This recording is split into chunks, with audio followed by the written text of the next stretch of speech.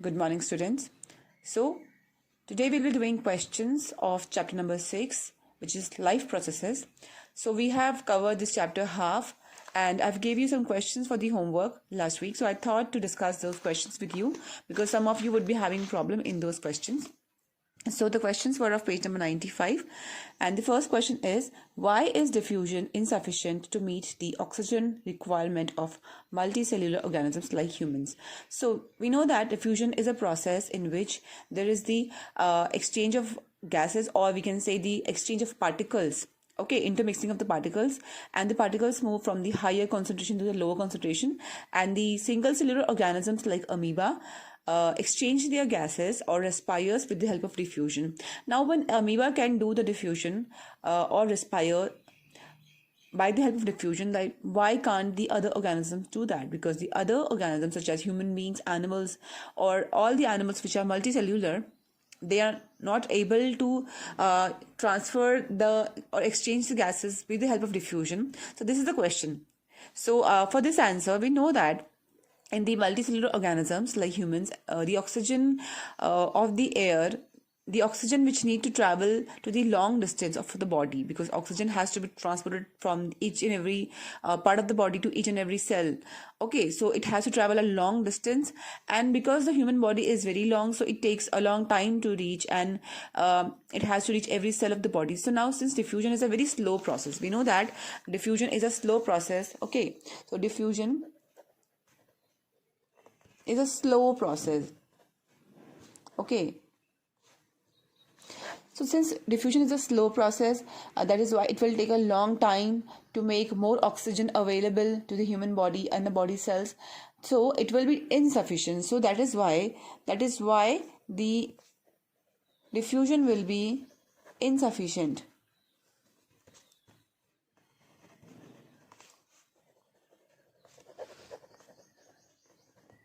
It will be insufficient to meet the oxygen requirement of a multicellular body.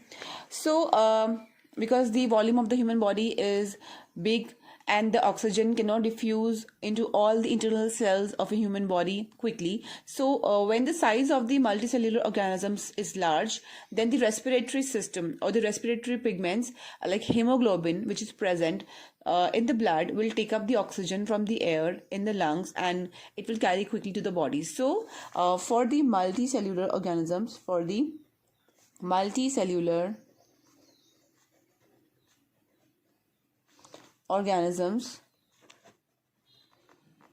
so a pigment which is hemoglobin,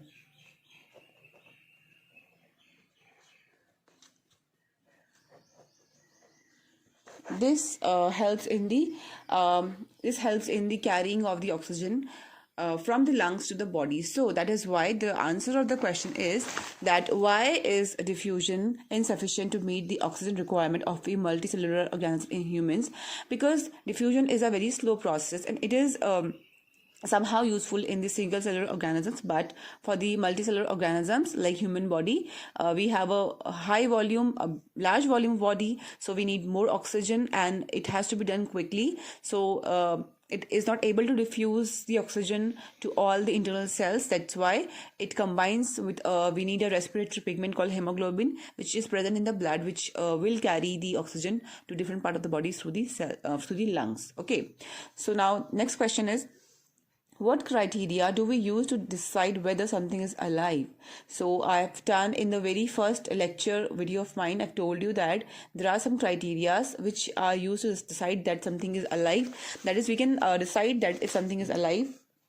So if living things are moving, there are many criteria through which we can decide that living things are living or not. So if living things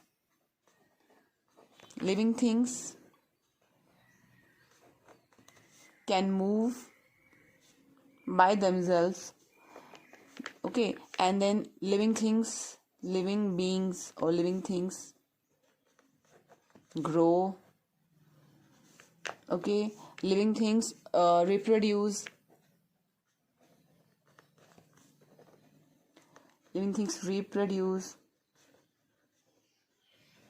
okay, then I'm writing in shortcut that living things also excrete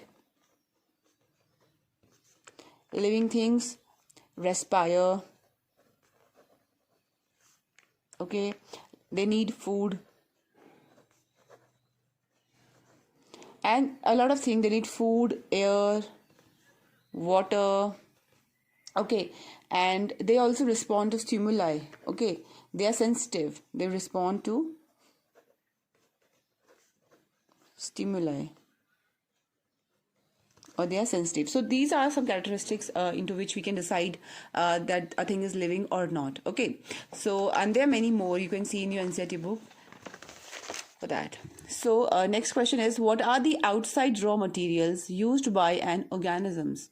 So the outside raw material means organisms needs a lot of things, like we are having so many organisms, like we have autotrophs, then heterotrophs. Okay, so in the case of autotrophs, the raw material are different, and in the case of heterotrophs, the raw materials are different. So for the autotrophs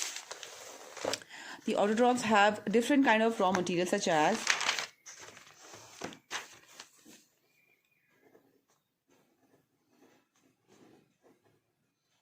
autotrophic organisms. Okay, so they are having different requirements, such as they will need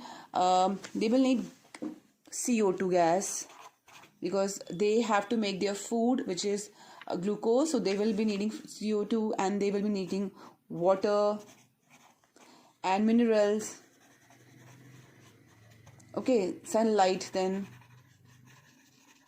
So these are the raw materials which they will be requiring, and by all these things they can be able to make their food. So these are the raw materials for the autotrophic organisms. But then for the heterotrophic organisms, the raw material will be different. For the heterotrophs,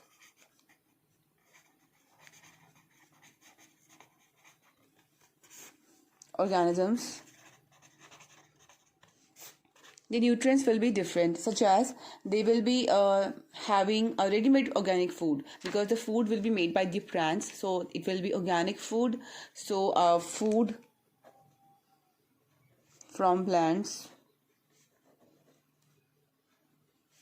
Okay, then this, they also need water.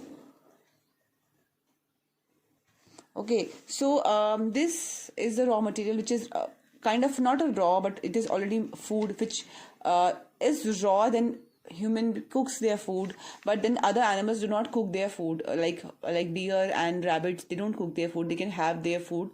So all the animals uses the food, water, and along with that they just need this food and water to develop, to grow, for growth, development,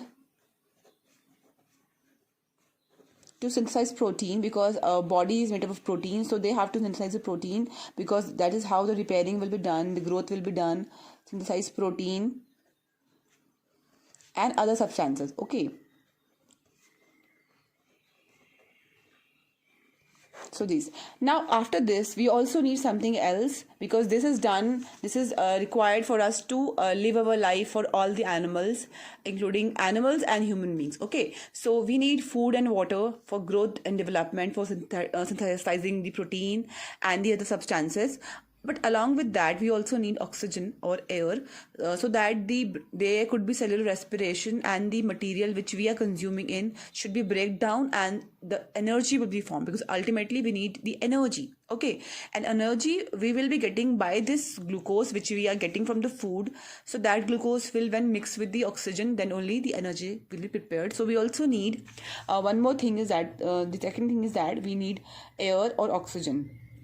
Okay, oxygen. So the raw material, the answer to the question is, what are the outside raw material used by an organism? So in the case of autotrophs, they use CO2, water, minerals, and sunlight. But in the case of heterotrophs, they use food, water for their growth and development, and oxygen to maintain or to break down the food and to release the energy. Okay, so it would be oxygen is need for metabolism, of the breakdown of the food,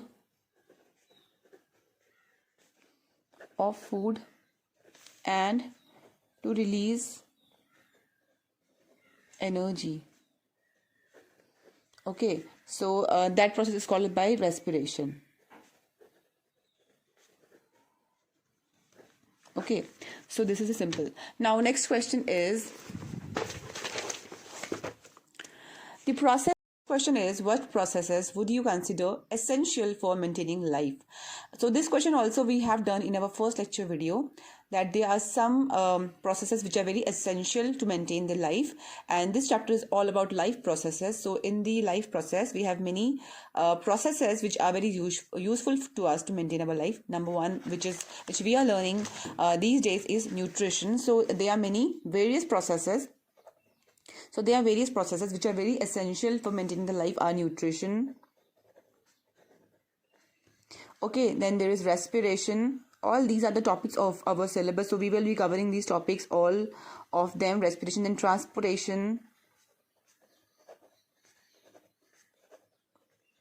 and then excretion,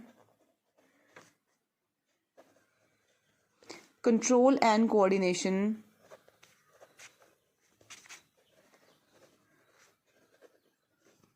growth, movement, reproduction, then reproduction. Okay, so all these are the important processes which are essential for maintaining the life. Okay, so this is also done. So next question, to next page we are moving. Okay, so we are moving to this page number. Next question, what are the difference between autotrophic nutrition and heterotrophic nutrition? So the basic difference is very simple. Very simple. I will make a chart.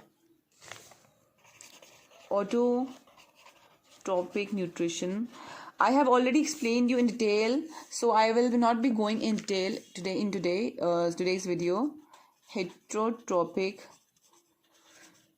nutrition. So whenever questions comes like this, you always be on a safer side, that you can always draw out this kind of a chart and you can differentiate. That would be very helpful, and then you can write down points. That's super easy for a teacher to check, and then you can score good marks whenever you write in this format. Okay, so it's simple, because question is saying about difference. So the difference are very common, like autotrophs, which can synthesize their own food, which can organisms, you can write organisms which can synthesize their own food,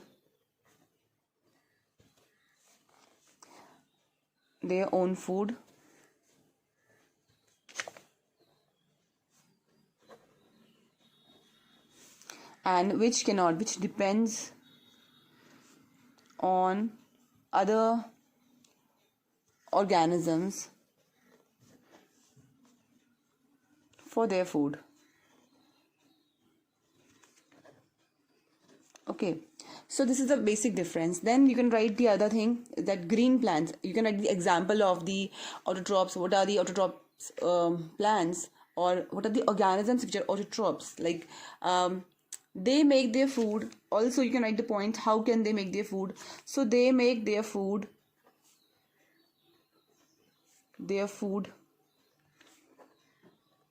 from inorganic materials. Okay, and for the heterotrophs, they cannot make their food, so though they obtain their food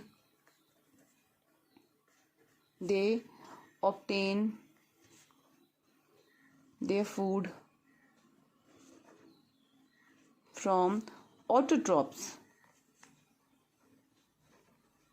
Okay, so third, you can write the example of green plants, and example of this could be the non-green plants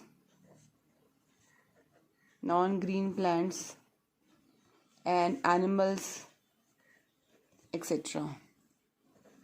Okay, so you can add more points into this, because I have made a separate video on this lecture video.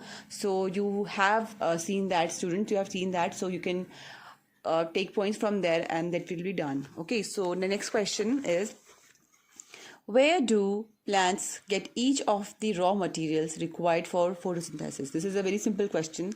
So plants get the raw materials such as CO2 and water. So they get from the atmosphere, okay, and like gas they get from the atmosphere, from the air, and the water they get from the soil, and they absorb the water from their roots, and they absorb the CO2 gas from their stomata. Okay, so next question is, what is the role of the acid in our stomach? Okay, so we have done the digestive system, so you can answer this question. So what role the acids play in our stomach? So we know that in our stomach we have many things, like stomach has a medium of gastric juices and acids. So why do it has that all that acids into it? So that because the enzymes which is called pepsin, which is present, it can only work when the food is an acidic medium. So to break down the proteins from the food effectively, stomach has this acid. This is because the enzyme pepsin can digest the protein effectively only in the acidic medium. Also, the role of acid in our stomach is that to kill the bacteria. Okay, so the role of HCl.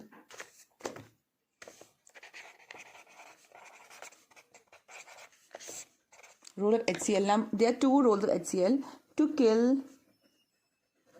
the bacteria, which may enter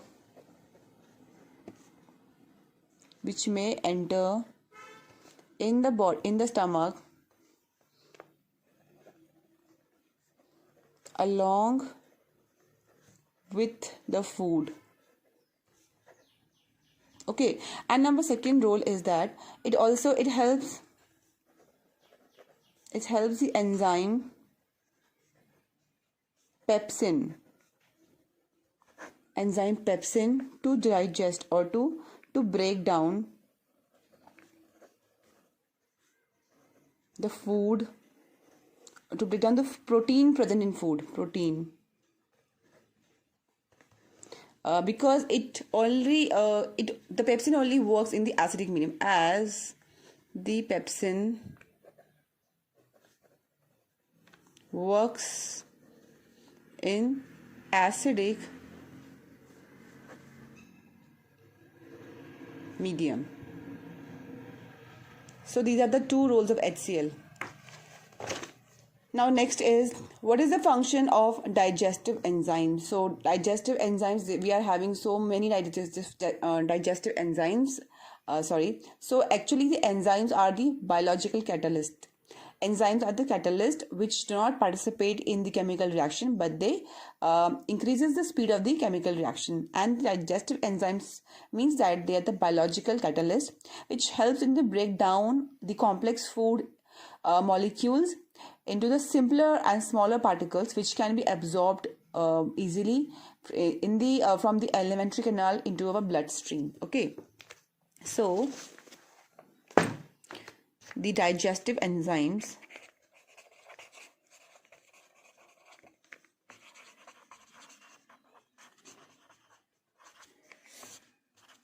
so these are the biological catalyst.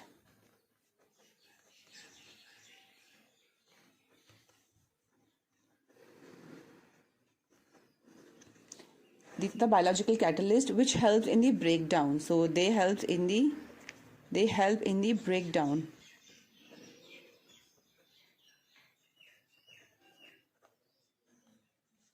of complex food.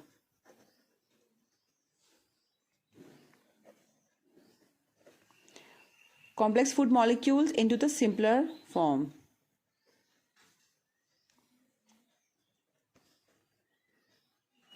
Small particles, so that they can be absorbed from the alimentary canal to the bloodstream. Okay, and what are these complex molecules? These complex molecules are carbohydrates, proteins, and fats. Okay, I hope you can write this answer by yourself now. So moving to the next question. How is the small intestine designed to absorb digested food? Okay, now small intestine, as I've told you on that day, that small intestine has some finger-like projections, like a small intestine has some finger-like projections, okay, and they are called as villi. Okay, so in the alimentary canal, in our small intestine, we have small finger-like projections which increases the surface area of our food. So the food is designed in the small intestine is designed in such a way that it has a small and very, very millions of tiny finger-like projections